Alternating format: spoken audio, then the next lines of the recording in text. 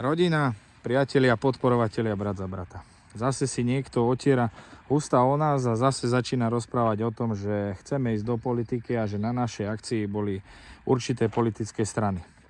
Áno, boli, ale len z jedného dôvodu.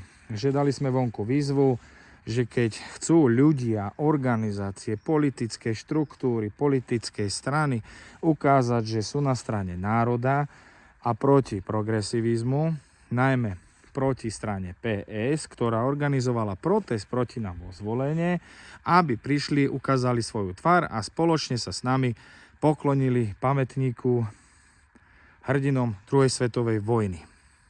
Neviem, ale niekomu už tu poriadne švitorí v tej hlave. Posledný krát vám rozprávame o tom, že z brat za brata nikdy nebude politická strana, ani nikto z brat za brata nejde na žiadnu kandidátku žiadnej politickej strany.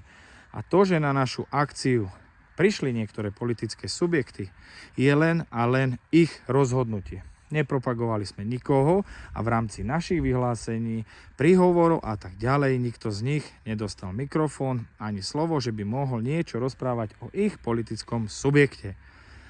Takže, keď chcete tliachať takéto hlúposti, radšej začnite pomáhať ľuďom, rodinám, ktoré to potrebujú. Alebo sa pripojte k nám, poďte s nami spoločne opravať pamätníky, pokloniť sa ku pamätníkom a ďakovať tým, ktorí máme ďakovať za to, že tu vôbec dnes môžeme byť.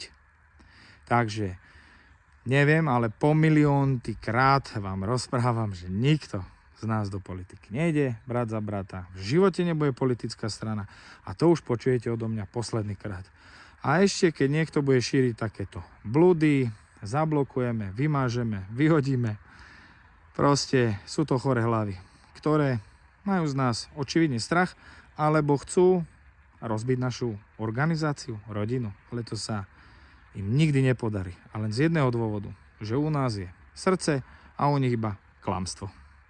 Pekný deň.